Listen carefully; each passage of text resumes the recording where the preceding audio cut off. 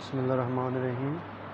Dear students, हमारा जो lecture है ये एमएससी मैथमेटिक्स पार्ट सेकंड के लिए है। फ्लूइड डायनामिक्स सब्जेक्ट है और हम यूनिकनेस थ्योरम्स जो हैं वो कर रहे हैं relating a cyclic rotational motion of fluid. ठीक है, तो इसमें जो हमारा ये नेक्स्ट जो है थ्योरम है कि there can not be two different forms of cyclic rotational motions, कि दो different forms of cyclic rotation motions possible नहीं हैं। किसके लिए? फॉर अ लिक्विड, जो कि liquid is at rest at infinity. Infinity में लिक्विड क्या है? वो लिक्विड इन्फिनिटी पे एट रेस्ट है और मोशन किस वजह से है? Due to prescribed motion of an immerse solid. एक due to prescribed motion of immerse, एक प्रिस्क्राइब्ड मोशन है किसकी? एक इमर्स्ड सॉलिड। एक सॉलिड जो है वो इमर्स्ड है लिक्विड में, उसकी वजह से या सॉलिड की मोशन की वजह से जो है हमने डिस्कस करना है कि दो types of different forms of cyclic rotation motion possible नहीं है due to prescribed motion of immersed. फर्ज कर लेते हैं टू टाइप्स की मोशन की बात कर रहे हैं, तो फिर हम फर्ज कर लें लेट φ1 एंड φ2 भी क्या है? ये वेलोसिटी पोटेंशियल्स हैं। Velocity potentials for two types of motion. अगर दो टाइप्स की मोशन है, फर्ज में φ1 φ2, इसके लिए क्या है? वेलोसिटी पोटेंशियल्स हैं। अगर इसके लिए velocity potential two different motions के लिए, और आपको पता है रोटेशन की बात कर रहे हैं, देन को पता है कि del square φ1 is equal to 0 होगा और डेल स्क्वायर φ2 भी इज इक्वल टू क्या होगा? 0 होगा। तो टू टाइप्स ऑफ मोशन की बात कर रहे हैं। ठीक है, और दूसरी बात कि eight each point surface of the solid, solid की जो सॉलिड इमर्स सॉलिड है उसकी सरफेस पे कि हर पॉइंट पे अगर लेट से फर्स्ट टाइप ऑफ मोशन है पार्शियल डेरिवेटिव जो है φ1 का विद रिस्पेक्ट टू एन, या पार्शियल डेरिवेटिव φ1 जो कि उस सॉलिड की सरफेस के नॉर्मल डायरेक्शन में है। ठीक है, इज इक्वल टू क्या होगा? That would be C constant. कहाँ पे?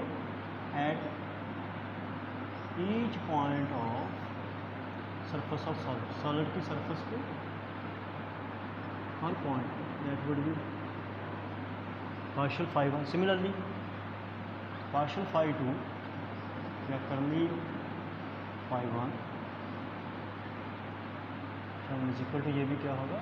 सी at each point of surface at solid. ठीक है ये। और अब उसने क्या कहा है कि एट इन्फिनिटी पे क्या होगा? क्योंकि टू टाइप्स ऑफ मोशन है, तो लेकिन एट इन्फिनिटी पे क्या है? v1 भी 0 है और एट इन्फिनिटी पे मुझे गिवन है कि इन्फिनिटी पे जो कि फ्लूइड एट रेस्ट है, तो v2 भी हमारे पास क्या होगा? 0 होगा। v1 भी 0 होगा और v2 भी क्या होगा? 0 होगा एट इन्फिनिटी पे। हम फ़र्ज़ कर लेते हैं कि बिल्कुल जिसे पीछे फ़र्ज़ किया कि लेट फाई जो है that is equal to φ1 minus φ2। अब बिल्कुल ऐसे जैसे हम पीछे ये फाई है, जैसे हम पीछे थ्योरम्स में कर चुके हैं, तो del square phi equals del square φ1 minus del square क्या होगा? φ2। अब देखें ये 0 माइनस 0, तो ये डेल स्क्वायर फाई जो है वो क्या आ जाएगा? 0। ये लैप्लास इक्वेशन है जिसका सलूशन क्या होगा? फाई होगा। सो ये मोशन जो है किससे रिलेट कर रही है? Rotational motion. कौन सी मोशन होगी ये? फाई जो कि वेलोसिटी पोटेंशियल किस मोशन से रिलेट करता है? ये रोटेशनल मोशन होगी। ठीक है, अब देखें इस इक्वेशन से कि अगर हम फाई का पार्शियल डेरिवेटिव लेते हैं normal direction with respect to, इसी तरह ये क्या होगा? पार्शियल φ1 और पार्शियल एन माइनस पार्शियल φ2 और पार्शियल एन। ठीक है, अब ये भी सी है, ये भी सी है, इज इक्वल टू क्या आ जाएगा? 0। Partial phi partial n is equal to क्या आ जाएगा? 0। अगर ये है तो पीछे जैसे मैंने इक्वेशन का हवाला दिया हुआ है आपको याद होगा। ठीक है, कि वो क्या कोई तो मैं देख देता हूँ। तो जो किनेटिक एनर्जी है दैट इज़ इक्वल टू का half rho v square d top is equal to, याद होगा आपको, surface integral is equal to क्या होगा, surface integral phi partial phi over partial n, ठीक है, partial phi over partial n, और यहाँ पे हमारे पास क्या आ जाएगा डी एस, ये था, ठीक है, phi partial phi over partial n d s. ये आपको मैं बता दूँ हमारे पास ये थी किनेटिक एनर्जी से रिलेटेड क्वेश्चन जो थी, हमने किनेटिक एनर्जी से रिलेटेड फाइंड आउट की थी, वो बात कर रहे हैं।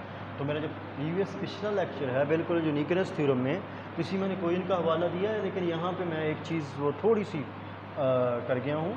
तो ये वॉल्यूम इंटीग्रल लिया है इसका, यहाँ पे वॉल्यूम इंटीग्रल वहाँ पे नहीं आएगा, ये क्वेश्चन आएगी, सरफेस इंटीग्रल आएगा। तो वो ज़रा उस लेक्चर में वो देख लेना आप लोग, तो थोड़ी सी वहाँ पे गलती है, ठीक है। तो सरफेस इंटीग्रल आ जाएगा ये। अब पार्शियल फाई और पार्शियल अगर ज़ीरो है, ये ज़ीरो है, तो इसका मतलब क्या होगा, v इज़ इक्वल टू क्या होगा, ज़ीरो, ठीक है। तो किनेटिक एनर्जी ज़ीरो होगी तो v इज़ इक्वल टू हमारे पास क्या आ जाएगा, ज़ीरो आ जाएगा, ठीक है।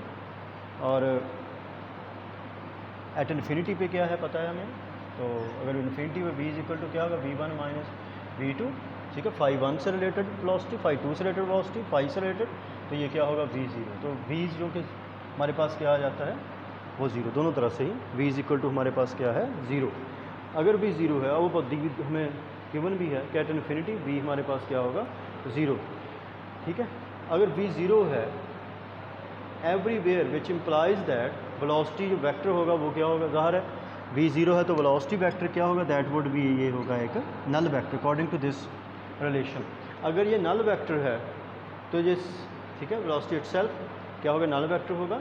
और इसका मतलब क्या होगा, फाई इज इक्वल टू क्या होगा, कांस्ट। ये सिर्फ तभी पॉसिबल है जब पार्शियल फाई और पार्शियल एन ज़ीरो है। इसका मतलब क्या है कि फाई जो है दैट इज़ क्या है, कांस्टेंट है, और फाई कांस्टेंट मतलब constant, phi 1 minus phi 2 is equal to क्या होगा, कांस्टेंट।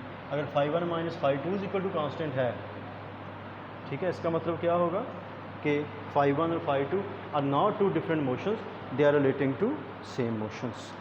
तो जो स्टूडेंट्स, उम्मीद है आप लेक्चर समझ गए होंगे। तो मेरा जो इससे प्रीवियस लेक्चर है, ठीक है, उसमें आपने ये क्वेश्चन जो है वो उसको थोड़ा सा रिव्यू कर लेना है।